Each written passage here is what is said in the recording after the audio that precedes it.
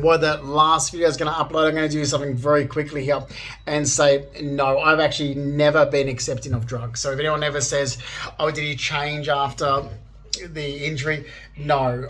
My father, Mark Ian Fleming, who's a builder, is extremely anti-cannabis, and I was raised anti-cannabis. Never had any drug and alcohol problems. My stepfather is who these people know. So these people from the New England area, they actually know my stepfather. So a lot of the first responders do, and nursing industry, and they know his son, Daniel Buckley. They're massive big drug users, massive big cannabis smokers. They're alcoholics. They've got massive, huge mental issues and so forth. That's Mark Rackley, which is my mother's. So Mark Jeffrey Rackley, my mother's ex-second husband, but I barely know him. No, I ain't really married long. My mother separated with him in 1994.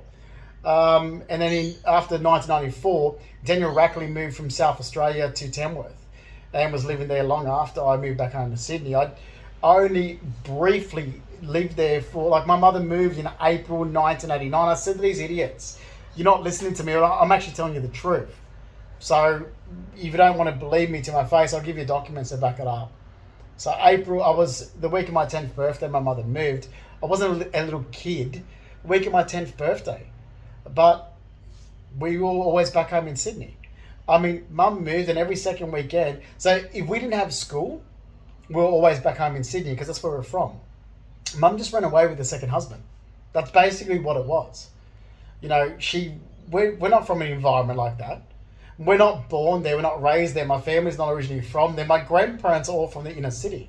But yes, we've all owned horses. Yeah, that's right.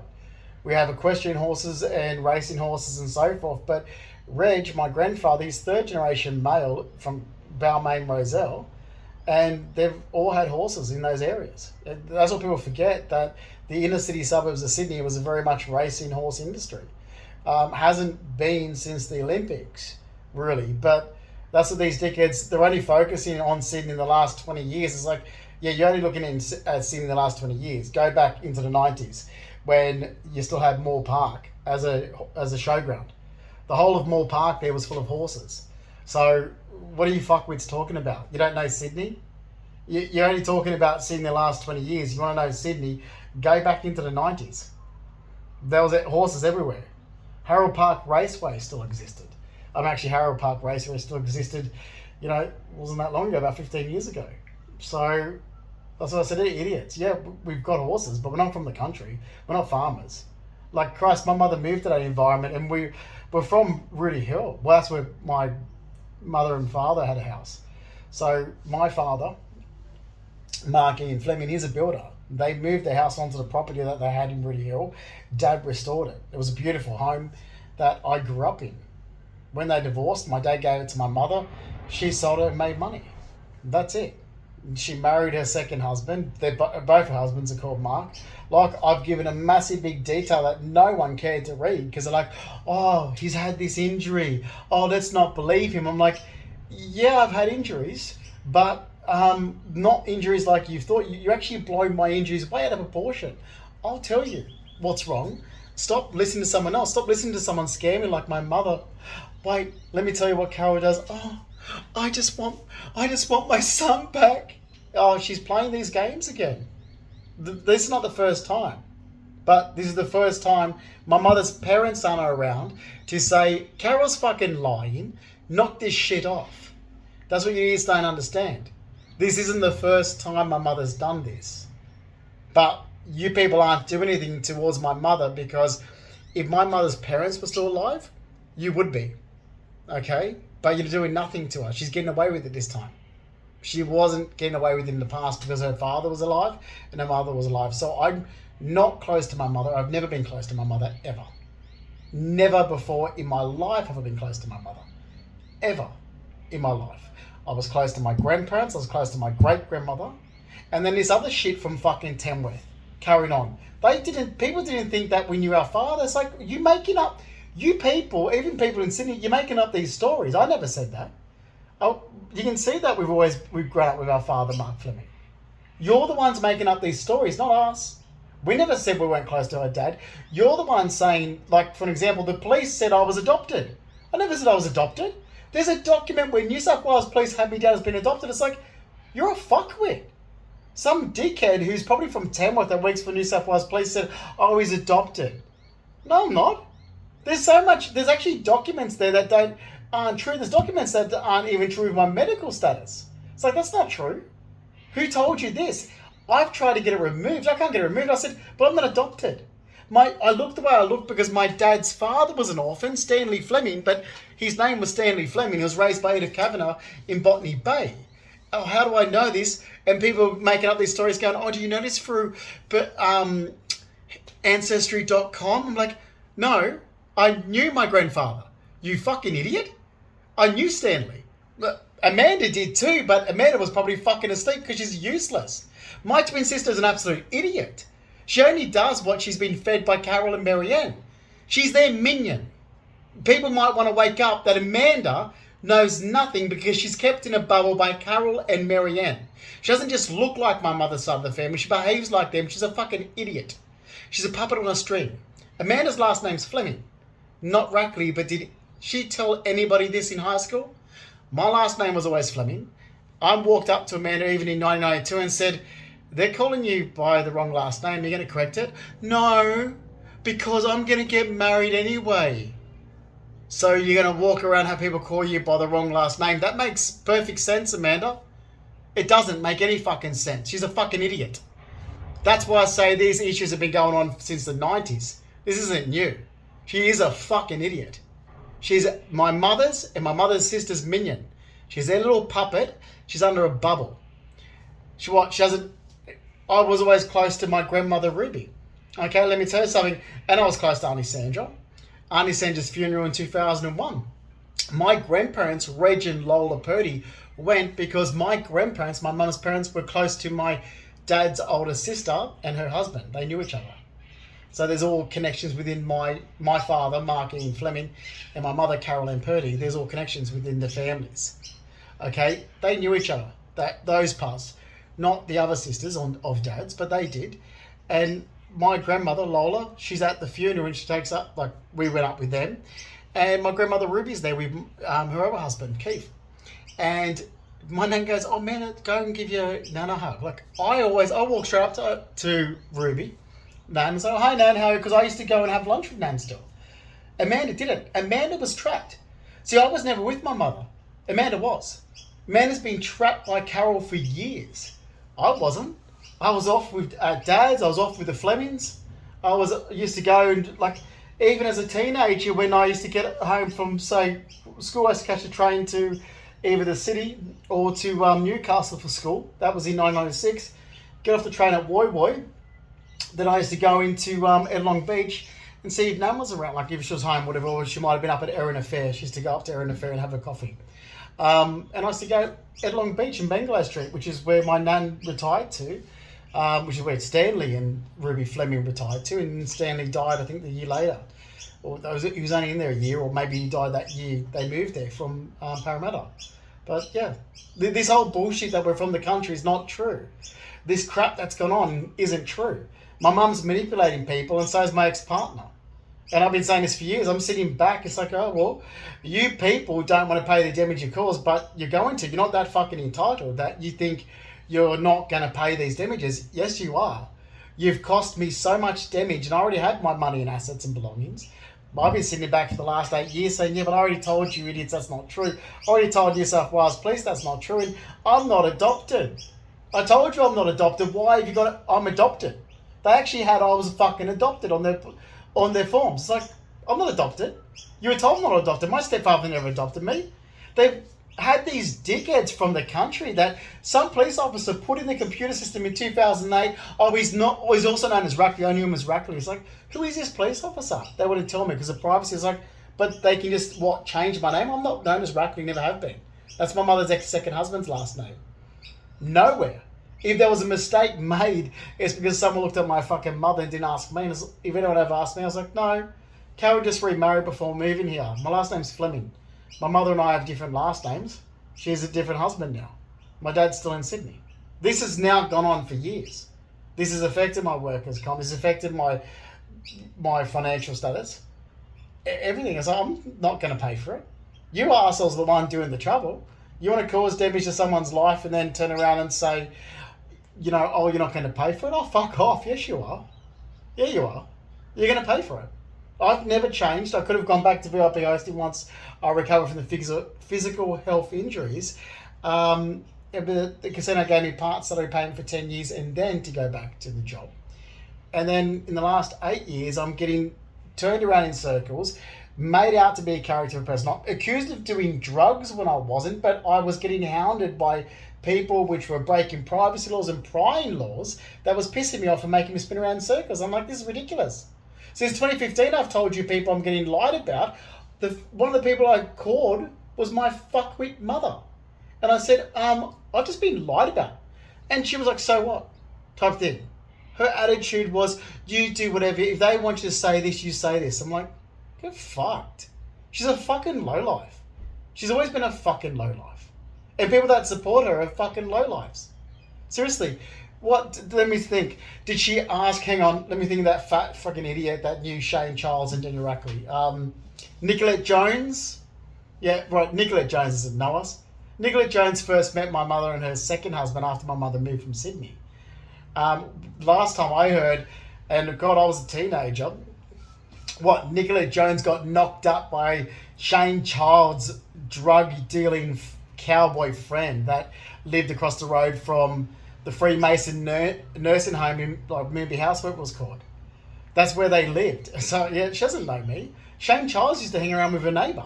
I know who you're talking about because Shane was one of them at the pony club making fun of her that she ran off to Picton because she got knocked up by some drug-dealing cowboy that used to hang around Mark Rackley, Daniel Rackley, and Shane Childs. So, yeah. Oh, by the way, Shane Childs is the blonde one. And then those idiots from my high school, like I said, yeah, you didn't describe me. You described when there were some idiots that were talking about Justin Pascoe. It's like, yeah, like I told you people, you don't actually know me. I haven't been there since this period of time. And, I already explained this. I'm not going to explain it again. But whatever scamming you lot's going on, I'm just going to remind everybody that fraud, because it is fraud, even if you financially disadvantage somebody, it's fraud. It's a long time in jail, so you might want to stop. And if idiot, dickhead people need to know any information whatsoever, they can get it from me. I mean, I just went through 8 years of hell, so pieces of shit people can cover up the lies that have been saying about me since 2008. Isn't it funny how I'm telling people, can you leave me alone? Because the end of 2017, I'm meant to be negotiating my job back with Star Casino. You're preventing me from basically unwinding and settling into my new apartment so I can negotiate my job back. Why are you doing this? Why are you preventing me from negotiating my job back with Star Casino? And this is what was going on in 2017. Why are you deliberately preventing me from negotiating my job back? So you know what I did? I had the green card already since 2014. I was packed up and went and worked over in America. Very similar job to, it wasn't as full on as what I did as a VIP host. But yeah, well, fuck this. Yeah, I told you people, leave me alone. I'm just busy, resting, recovering. I've got lactate levels in my blood, creatine levels in my blood that are problematic, causing chronic fatigue and exhaustion. I want to get them under control so I can negotiate my job back in them this year, because that was what was meant to happen. Except I ended up getting my life pulled apart. Why? So scumbags can lie and get away with it? No, fuck off. You want to cause and cost me that amount of money and loss and damage, and then you want me to turn around and say, oh, you need to let it go and move on. No, I'm sorry, you broke the law. It's not such a black and white, let it go and move on. You broke the law. You lied about me to cover up the fact that you're a scammer. You broke the law and you caused me financial loss and damage to my health and damage to my life, damage to my career and my job prospect. Yeah, this is not going to be let go and move on. This is a criminal matter that should be faced in front of a magistrate and should be a lot bigger than what's happening at the moment. And before the end of this year, it better start moving forward. I said to those dumb idiot fucking police officers, you got it wrong. Years ago, you want to correct the wrong information. You want to be a dumb fucking idiot and think that you've got right information on someone. I'm standing there going, yeah, I'm not adopted. I've never been adopted. My dad's Mark Ian Fleming. My grandfather's Stanley Fleming. My dad's mother is Ruby Jean Hill. Not adopted. My dad's father was an orphan, but he wasn't adopted. He was raised by Edith. He never knew his parents. The ethnic look comes from Stanley Fleming. Thick black hair, one eyebrow, dark skin. Yeah, he looks ethnic. Even my cousin Jeffrey Williams would say that. Jeffrey Williams looks German. The other parts of the family, so they're all like, you look at them, they all look different ethnics. Then there's married into the family. Yeah, I've got Lebanese cousins. I do. Part Lebanese, part, my cousin Christy Saruni, which is, again, idiots try to do with my mother's side, try to twist this back in 2018. They're like, he doesn't remember because of the head injury. Christy Childs is his cousin. It's like, yes. Christy Childs is my cousin on my mother's side. My mother's deadbeat dickhead sister. That's her daughter. Christy Saruni is my cousin on my dad's side. My dad's youngest sister, Auntie Linda's daughters. Auntie Linda and Uncle Tony's daughter. Yeah. And John Saruni, her husband, and Jaden and Connor and Addison and, Jessica, my other cousin, which is Christy's sister. And, like, these people are ridiculous. The same thing when I said, yeah, well, my nan's house in Leichhardt, Nan sold that. What I'm saying is the truth. Stop listening to Carol. She's trying to scam. I'm telling you the truth. Like in 1989, my great-grandmother moved back to the house that she raised her family in. It was still owned by her brother, my great-uncle Fred. His real name's Leah Patrick Sayer. That's in Piper Street, Leichhardt. Now, before that, growing up, we used to always go there and visit Uncle Fred. After 89, I always went there to visit my great-grandmother. Anybody who knows me knows how close I was to my great-grandmother, and I used to go to Piper Street, Leichhardt more than anybody else in the family because I was close to Big Nan. Now, all this is true. I used to sit across in that park, across the road, and I used to sketch the viaducts. There's actually some artwork of mine from 1996, actually in 1995, that I've used those viaducts in the artwork. Every statement I have made is the truth. This is getting fucking ridiculous. So it's gone from one bullshit lie to another, and I'm sitting back saying, but I'm telling you the truth. And I've been telling you the truth since 2015, but you keep lying about me and you're listening to everybody else but me, and then you're looking going, oh no, he's had a head injury. All right, sorry, you're going to discriminate against me because I have an injury. I didn't change, and what I'm telling you is the truth. It was just a basic injury that I ended up suffering bad migraines for, slip disc in my back, and damage to my left eye, which you can see the damage to my left eye. That was it. You're going to keep this bullshit up. So nobody from the New England area would know me. I never really socialised with them or affiliate. Did have a good time when I was there, but I was only briefly there. Wouldn't go there. I'm not from that environment. I never liked camping, and I can't stand hospitality work. So whatever Carol told, I bet you Carol did this again because she tries to get people to turn me into what she wanted when she moved there from Sydney. So no, I've never liked putting a tent up at the back and inviting all the friends out and having birthday parties in a tent and this bullshit. I know these stories because you idiots might be hearing them for the first time, but I've heard these lies before in the past. That's what you don't get. This isn't the first time Carol's tried to do this. As being a waiter, no, I can't stand it. I worked in an office at Star Casino. I was a VIP host. I don't do hospitality. Even when I was working for the Powerhouse in Tamworth, which I actually travelled up there, I was only there for that 1 year working for them in 1999. Okay, I started out at the bottom, and I fucking hate hospitality with a passion. I didn't go for a job to be a waiter, but you had to start at the bottom. I moved up straight away within a month. I was working the Cold Bunker Bar, doing the wines, so Martini Lounge, Monty's Silver Service Restaurant, Maitre d', and finally got into functions where I was hosting functions, and that's what I left as because that's what I wanted to do. I only was doing ever hospitality when I was paying for my art studies and design studies. Fine Arts certificate, that was in 1996. Design Fundamentals was in 1997. That's why after I was mugged, I got back into design. Ask me. Because so far, everybody has asked everyone else except for me, yet I'm the one paying the damages. So why are you asking people that this doesn't even relate to? Or you're asking people that don't know me? Family members that are scamming, an ex-partner that committed fraud and forgery. You're asking everybody except for me, and this has gone on since 2008. And then when I tried to correct things in 2015, I was lied about further. Damage to my entire life in the last 8 years. Like I said to people, there's been no damage in my past at all that would amount to what has just happened in the last 8 years. So this is a matter where it should be in front of a magistrate. And if people want to keep up these stories and lying, if idiots want to listen to my fuckwit mother, or anybody else for that matter, if you need to know, was he like this before in the past, or was he like that, you ask me. That's it. And people want to know why. Oh, why is he angry at Giovanni? Oh, let me think. Giovanni lied for years. And in 2016, he was told to tell the truth before it damages my whole life. He chose not to because he wanted to cover up the fact that he'd been forging my signature and committing fraud.